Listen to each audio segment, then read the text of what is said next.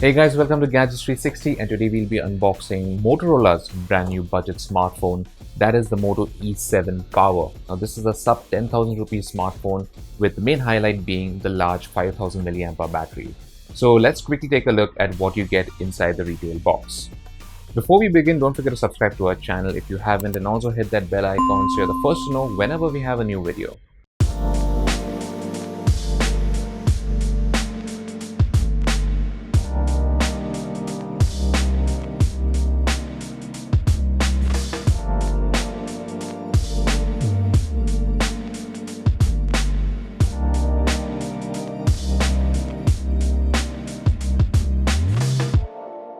So this is the retail packaging of the Moto E7 Power.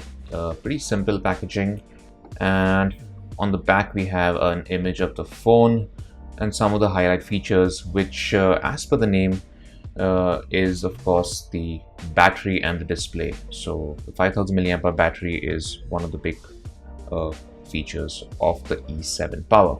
Let's quickly crack this open. Okay, so here we have the smartphone, and it's already in this silicone case. This is, as you guessed, the blue version, but it's also available in a red color. Let's keep this aside for now. So what else we have? Here we have some quick start guides, power adapter, SIM eject tool, and the USB Type-C cable. So with the unboxing out of the way, let's quickly take a look at the Moto E7 Power itself. This is a sub 10,000 rupees smartphone, and the variant that I have here is the one with 4 GB of RAM and 64 GB of storage. And as you can tell, this is the Tahiti blue color variant. It's also available in red. And this is an all plastic body, but it does feel fairly sturdy. There aren't any creaks or panel gaps that are really noticeable anywhere, so it feels pretty durable. And I also like the matte finish of the back, and I'm happy that Motorola hasn't used a glossy finish, because it doesn't really attract fingerprints or smudges very easily. So that's always a good thing. Now, since we are looking at this view, let's take a quick look at what you get here. So in this little Motorola logo, you also get the capacitive fingerprint sensor. So this phone does have it. There are two rear cameras at the back. As you can see, there is one 13 megapixel primary camera and a 2 megapixel macro camera, and the third little circular module here is actually the LED flash.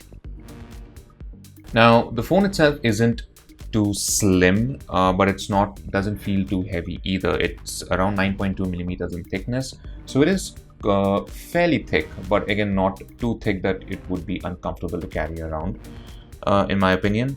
It weighs around 200 grams, but again you don't really feel that heft, even though it is a bit on the heavier side.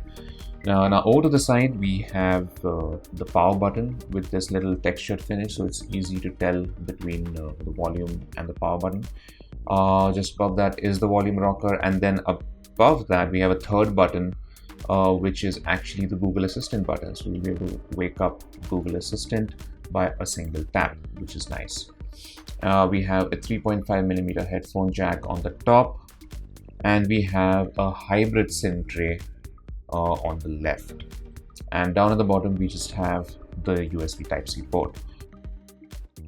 Finally, we have the speaker, which is actually placed at the back of the phone instead of the bottom portion next to the Type-C port.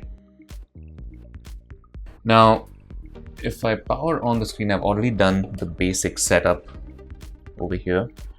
So over here we have a 6.5 inch HD plus IPS display. This is an HD plus resolution, not full HD, since again this is a smartphone that's priced under 10,000 rupees, so that is to be expected. It is an IPS panel according to Motorola, and you also get Panda glass for scratch protection, which is nice. Up on the top, we do have a little notch, so there's no hole punch cut out, but you do get this slightly old-fashioned style notch for the selfie camera, which again is all right considering the price point. And as you can see, the bezels are also fairly thick, including the little chin at the bottom. The Moto E7 Power is also IP52 rated, which is really nice to see, as this is something we don't see too often in the budget segment. So that's a plus point. And it is also powered by a MediaTek Helio G25 SoC. Now, this is another SoC that we haven't seen too often in this price segment. So far, we've seen it in the Redmi 9A in India, but not much else in this price band. The base variant will have 2 GB of RAM and 32 GB of storage, and the higher end version, which is the one I have, has 4 GB of RAM and 64 GB of storage.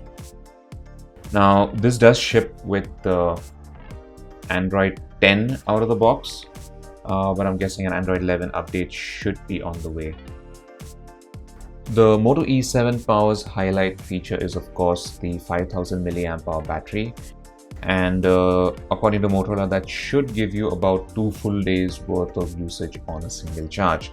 You do get there's 10 watt fast charging supported, and the charger that's supplied in the box does support 10 watt fast charging.